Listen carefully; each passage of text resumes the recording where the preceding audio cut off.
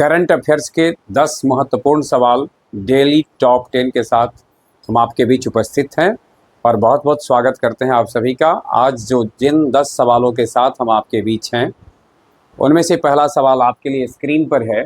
हाल ही में महाराष्ट्र और किस देश ने विश्व स्तरीय कन्वेंशन सेंटर स्थापित करने हेतु समझौता किया है? यानी किस देश के साथ महाराष्ट्र सरकार का समझौता हुआ है विश्व convention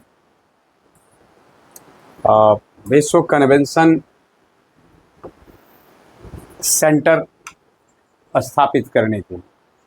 UK, Spain, Germany, Maldives और सही आंसर इसका है स्पेन। यानी स्पेन के साथ समझौता हुआ है।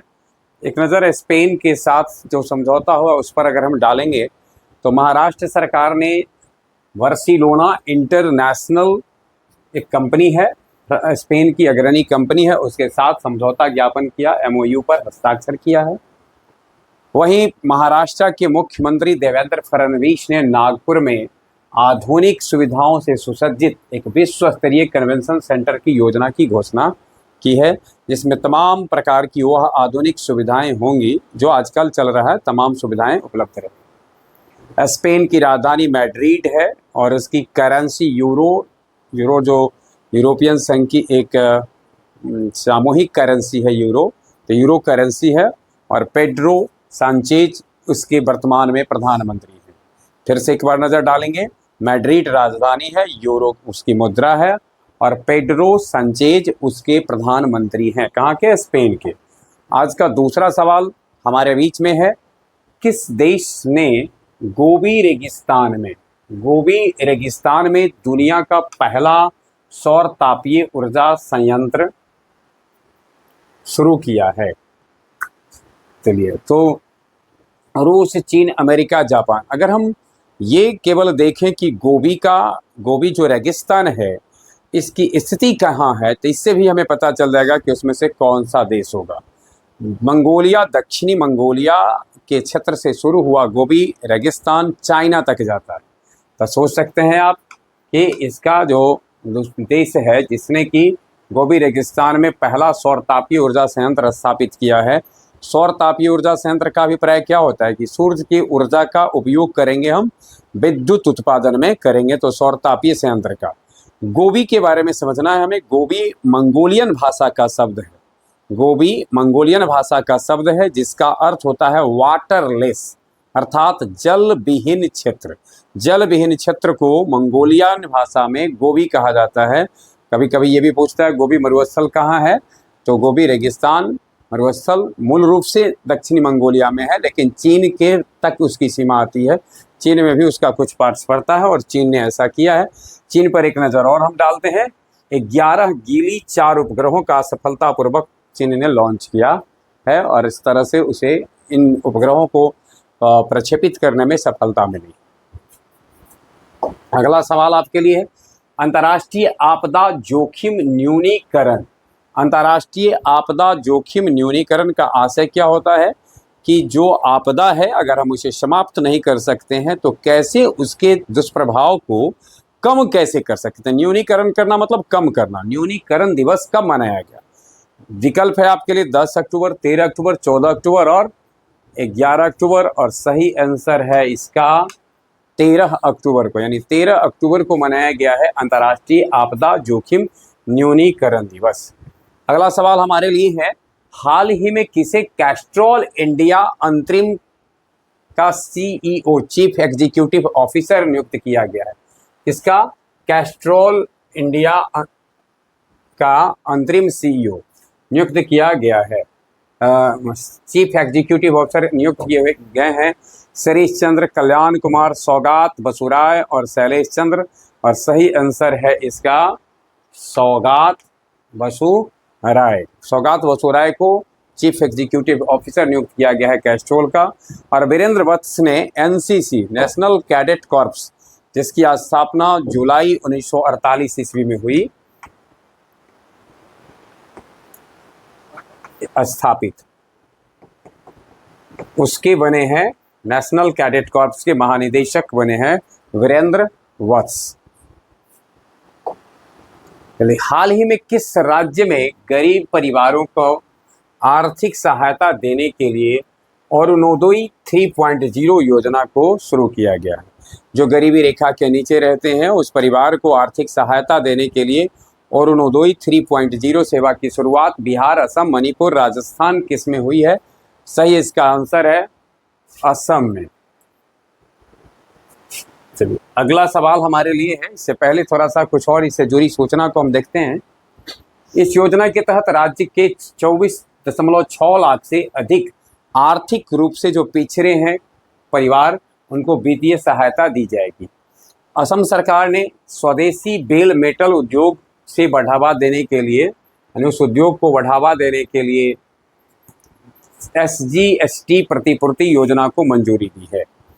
असम के गुवाहाटी के पास सोनापुर में भारत के पहले एक्वाटेक पार्क का उद्घाटन हुआ है।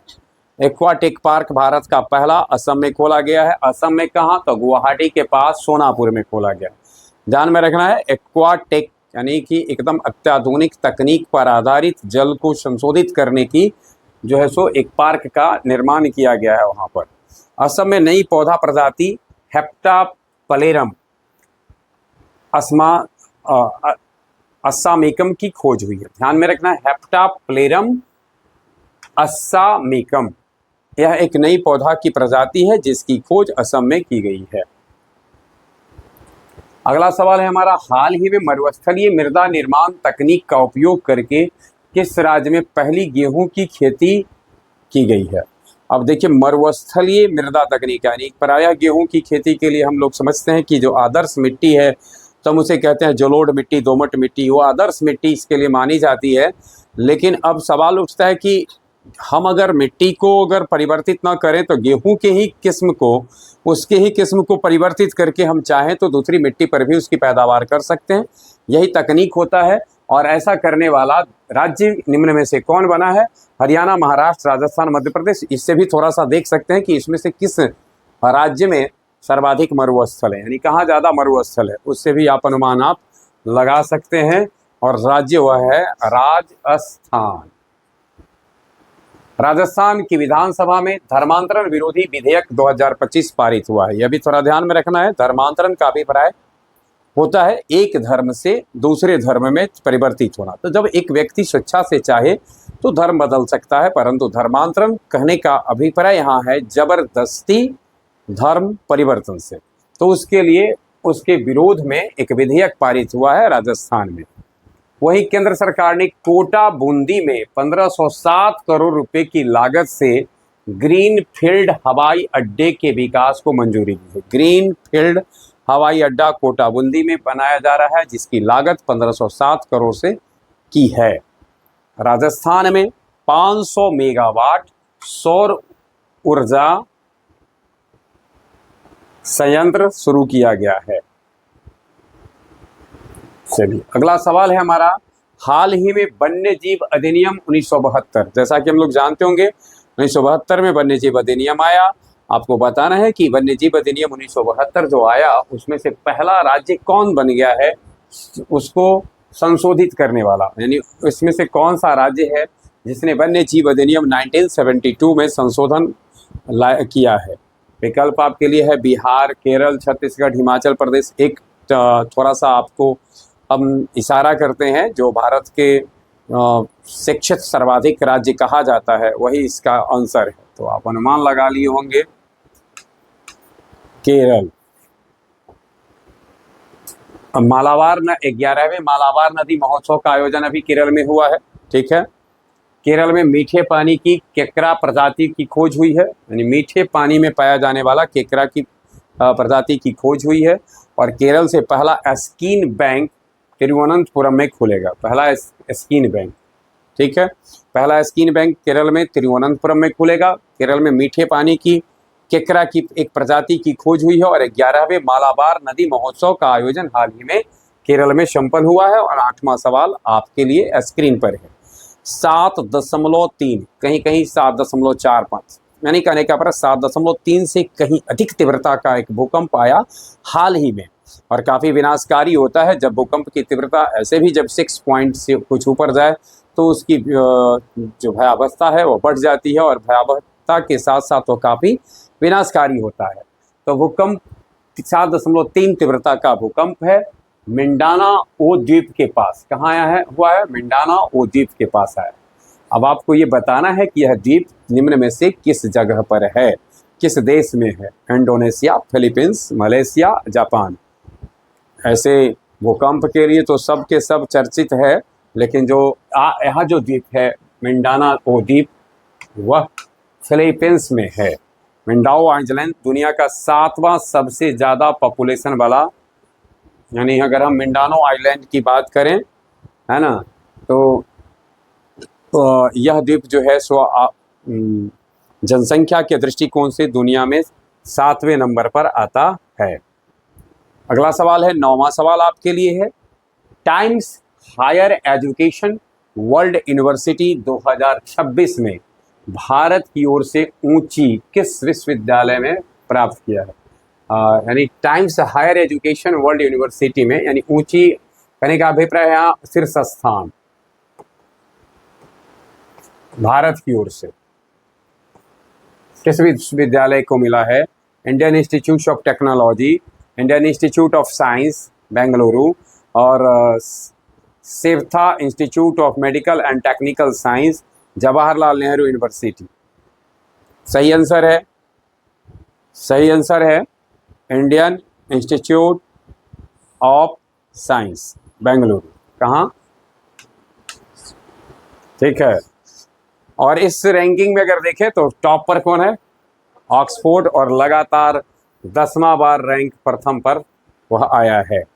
टोटल 2191 इंस्टीट्यूशंस को इसमें रैंकिंग किया गया है, यानी 2191 रैंकिंग किया गया है, जिसमें ऑक्सफोर्ड लगातार 10वीं बार टॉप पर रहा है। और भारत की ओर से अगर देखा जाए तो भारत की ओर से शीर्ष पर रहने वाला है Indian institute of science Bengaluru. 10वां सवाल और आखिरी सवाल डेली टॉप 10 का आपके लिए, अमेरिका और किस देश के बीच स्टार्ट संधि को 1 वर्ष के लिए बढ़ाया गया है। हाल ही में, यानी पीछे हमने करंट अफेयर के दौरान इसका जिक्र किया था। हम समझते हैं कि आप समझ गए होंगे कि अमेरिका के साथ किस देश की संधि को 1 वर्ष के लिए बढ़ाया गया है। गौरतलब हो, एक देश के राष्ट्रपति व्लादिमीर पुतिन ने इसकी सिफारिश किया, और दूसरे देश के राष्ट्रपति डोनाल्ड ट्रंप ने इसको स्वीकृति प्रदान की थी। तो आप सोच सकते हैं वह देश है रूस। ये डेली टॉप 10 के साथ हम आपके बीच उपस्थित थे, और थोड़ा सा एक नज़र डालते हैं इससे। और वह है क्या, ये संधि जो था वह 4 फरवरी 2026 तक बढ़ाया गया है। रूस ने सबसे बड़े नौसैनिक अभ्यास जुलाई स्टॉर्म का आयोजन किया।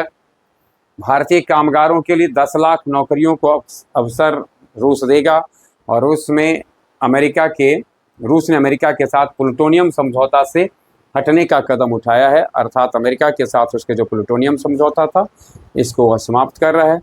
आज के लिए बस इतना ही, मिलते रहेंगे। बहुत बहुत धन्यवाद।